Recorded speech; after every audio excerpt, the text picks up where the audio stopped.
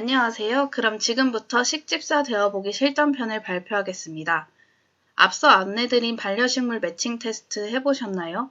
여러분의 상황, 식물을 키워본 경험 등 여러 요소를 고려하여 여러분에게 어울리는 식물이 선정되었을 텐데요. 이제부터는 각 반려식물에 대해서 키울 때의 유의점이나 특징 등을 간략히 설명드리겠습니다. 저희는 총 9개의 식물을 크게 두 가지, 정서적, 심리적 효과를 얻을 수 있는 식물들과 환경적 효과를 얻을 수 있는 식물로 구분해 소개하겠습니다. 먼저 정서, 심리적 효과 부분의 첫 번째 주제는 숙면, 스트레스 저하가 되겠는데요. 이곳에 어울리는 식물은 바로 산세베리아입니다. 산세베리아는 밤에 기공을 열어서 산소를 내뿜어 숙면에 도움을 주는 식물입니다. 이 식물을 키울 때는 밝은 곳이 좋고 과습에 취약하므로 물을 자주 주는 것은 지양해야 합니다. 하지만 약간의 독성이 있기 때문에 반려동물이나 아이가 있는 가정은 유의해야 합니다. 두 번째 주제는 오감 만족이 있습니다. 이곳에는 눈, 코, 입, 이 감각을 만족시켜서 정서적으로 행복감을 주는 3개의 식물들을 소개하겠습니다. 첫 번째, 눈의 즐거움 레위시아입니다. 레위시아는 다육식물이면서도 아름답고 화려한 꽃을 피우는 것이 특징이지만 과습에는 꼭 유의해야 합니다. 두 번째, 코의 즐거움 잉글리시 라벤더입니다. 이 식물은 허브의 여왕이라는 별명이 있을 정도로 유명하고 이 꽃의 향은 안정감을 주지만 과습이나 통풍을 꼭 체크해야 합니다. 세 번째, 입의 즐거움 스위트 바질입니다.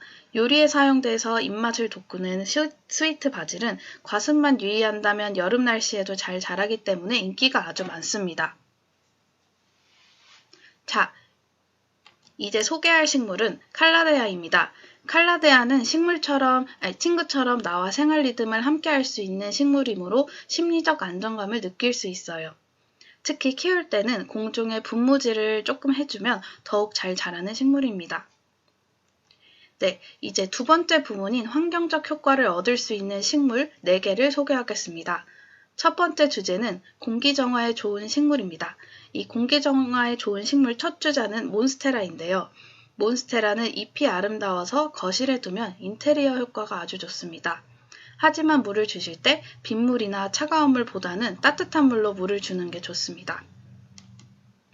두 번째, 스투키. 스투키는 생존력이 강해서 쉽게 키울 수 있는 식물로 유명합니다.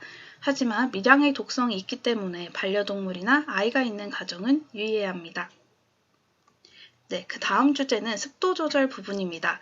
이 부분에서는 바로 아레카 야자를 소개하겠습니다. 아레카 야자는 증산작용이 아주 뛰어나므로 가습기 역할을 잘 하지만 중간중간에 꼭 가지치기를 잊지 말아주세요. 마지막 파키라입니다.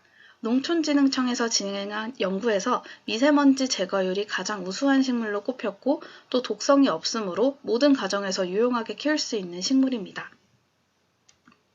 자, 이렇게 식물집사가 되기 위해 식물별 유의점이나 특징들을 알아보았는데요. 하지만 초보거나 처음 식물을 키워보는 분들은 분명 궁금한 점이 많을 것입니다. 그분들을 위해서 간단한 Q&A와 도움이 될 만한 어플들을 소개하겠습니다. 앞선 설명에서 느끼셨겠지만 식물 키우기에는 물 주기가 정말 중요합니다. 주기적으로 물 주는 것이 어렵다면 이렇게 다양한 방법으로 물을 줄 수도 있습니다. 또 물을 줄 때는 보통 화분 물구멍에서 물이 나올 때까지 충분히 주는 것이 중요합니다. 그리고 여름에 더우니까 식물에게 에어컨을 틀어줘도 될까요? 라고 궁금해하시는 분이 많으실 텐데요. 시원한 공기는 괜찮지만 끄고 났을 때 그 습기를 잘 관리해 주시는 것이 좋습니다. 그리고 식물을 샀을 때 해충은 없는지, 장소는 양지, 반양지, 반음지, 음지 중 어디에 놓는 것이 좋은지 꼼꼼히 확인해 보셔야 합니다. 마지막으로 가장 중요한 점은 식물이 죽을까봐 너무 걱정하지 마시고 이 또한 배움의 과정이라 느끼시면 좋다는 점입니다. 식물을 관리하는 것이 어쩌면 사소할 수도 있지만 이런 사소한 행위에 정성을 다하는 것이 가치 있는 일이라는 점을 잊지 마세요. 네, 그리고 이렇게 초보식 집사들에게 도움이 되는 어플들이 있으니 유용하게 사용해보세요. 물주기 알람 어플인 플랜트그램은 AI로 식물 추천을 해주기도 하고 돌봄 리마인더인 플랜타는 식물 사진을 식별해 관리하고 또 계획도 제공합니다. 그림 그리는 물주기 팁, 캘린더, 커뮤니티도 제공하고 싱그러운 집은 반려식물로 인테리어를 하는 이 플랜테리어에 대한 가이드 어플이니 잘 활용해 보세요. 네, 지금까지 초보 식집사가 되기 위해서 필요한 정보를 기초편, 실전편 두 파트에 걸쳐서 알려드렸습니다. 이렇게 바쁜 현실 속에서 자연을 잊고 살던 우리들이지만 반려식물을 키우며 자연과 교감하고 또 자신을 돌보는 습관을 한번 내면화해보고 코로나로 지친 마음을 달래보면서 나눔 사회를 실천해보는 식집사가 되어보는 건 어떨까요? 이상으로 식집사가 되어보죠 발표를 마치겠습니다. 발표를 들어주셔서 감사합니다.